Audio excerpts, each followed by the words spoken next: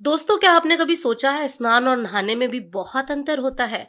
क्या आप जानते हैं कि स्नान और नहाने में क्या अंतर है? एक बार देवी सत्यभामा ने देवी रुक्मणी से पूछा कि दीदी, क्या आपको मालूम है कि श्री कृष्ण जी बार बार द्रौपदी से मिलने क्यों जाते हैं? कोई अपनी बहन के घर बार बार मिलने थोड़ी ना जाता है। मुझे तो लगता है कि कुछ गड़बड़ है। ऐसा क्या है जो बार बार द्रौपदी के घर जाते हैं? तो देवी रुक्मणी ने कहा, बेकार की बातें मत करो, ये बहन भाई का पवित्र संबंध है। जाओ, जाकर अपना काम करो। ठाकुर जी सब समझ गए और कहीं जाने लगे। तो देवी सत्यभामा ने कहा कि प्रभु, आप कहाँ जा रहे हो? ठाकुर जी ने कहा कि मैं द्रौपदी के घर जा रहा हूँ।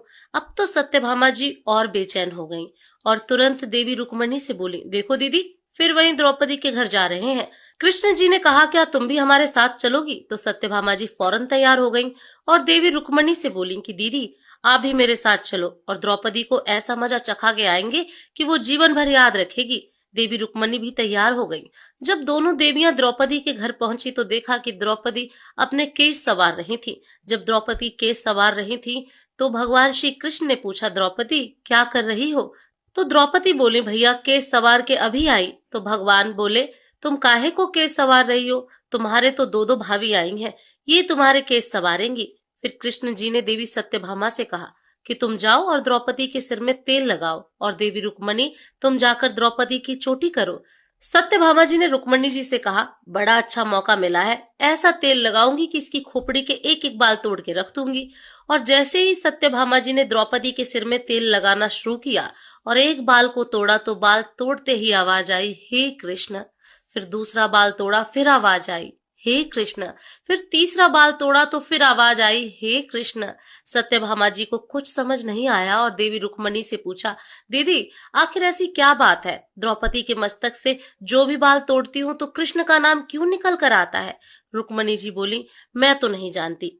पीछे से भगवान बोले, देवी सत्यभामा, तुम देवी रुक्मणी से पूछ रही थी कि मैं दौड़ दौड़ कर इस द्रौपदी के घर क्यों आता हूँ? क्योंकि पूरे भूमंडल पर, पूरी पृथ्वी पर कोई संत, कोई साधु, कोई सन्यासी, कोई तपस्वी, कोई साधक, कोई उपासक ऐसा नहीं हुआ जिसने एक दिन में 3.5 करोड़ बार मेरा नाम लिया हो। और द्रौपदी केवल ऐसी है जो एक दिन में 3.5 करोड़ बार मेरा नाम लेती है।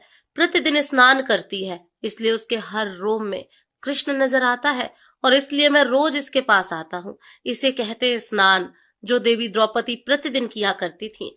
हम जो हर रोज साबुन, शैम्पू और तेल लगाकर अपने तन को स्वच्छ कर लिया, इसको केवल नहाना कहा गया है। स्नान का मतलब है हमारे शरीर में 3.5 करोड़ रोम छिद्र है। जब नारायण से पूछा गया, ये 3.5 करोड़